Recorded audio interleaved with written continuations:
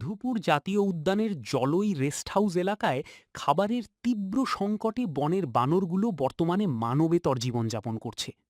প্রাকৃতিক বন উজাড় হওয়া এবং বনে বন্যপ্রাণীর উপযোগী ফলদ বৃক্ষ কমে যাওয়ায় ক্ষুধার্ত বানরগুলো এখন খাবারের জন্য পর্যটক ও লোকালয়ের ওপর পুরোপুরি নির্ভরশীল হয়ে পড়েছে।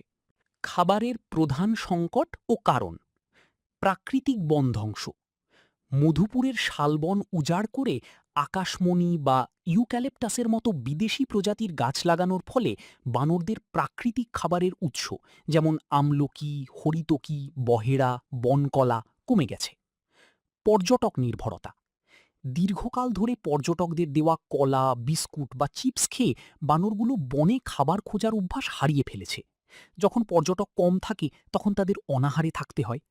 মহাসড়কে অবস্থান: খাবারের খোঁজে বানরগুলো টাঙ্গাইল ময়মনসিংহ মহাসড়কের পাশে জলই ও রসুলপুর এলাকায় ভিড় করে। চলন্ত গাড়ি থেকে ছুড়ে দেওয়া খাবারের আশায় তারা রাস্তার মাঝখানে চলে আসে, যার ফলে অনেক সময় দুর্ঘটনার শিকার হয়ে প্রাণ হারায়।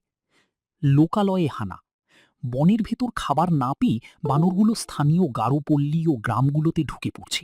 তারা রান্নাঘর থেকে খাবার চুরি করছে এবং ফল ও ফসলের বাগান নষ্ট করছে। বর্তমান অবস্থা ও উদ্যোগ: সরকারি বরাদ্দ: বন বিভাগ থেকে বানর ও হরিণের খাবারের জন্য বার্ষিক 4 লক্ষ টাকা বরাদ্দ থাকলেও তা প্রয়োজনের তুলনায় অত্যন্ত কম বলে স্থানীয় কর্মকর্তারা জানান। ফলদ বৃক্ষরোপণ: বন্যপ্রাণীদের দীর্ঘমেয়াদী খাদ্য নিরাপত্তা নিশ্চিত করতে বন বিভাগ সম্প্রতি 19 প্রজাতির ফলদ গাছ লাগানোর প্রকল্প হাতে নিয়েছে। সতর্কতা: জলই রেস্ট হাউস বা মধুপুর বনে ভ্রমণের সময় বানরদের প্যাকেটজাত বা ভাজা পোড়া খাবার দেওয়া এড়িয়ে চলা উচিত, কারণ এটি তাদের স্বাস্থ্যের জন্য ক্ষতিকর এবং তাদের বন্য স্বভাব নষ্ট করে দেয়।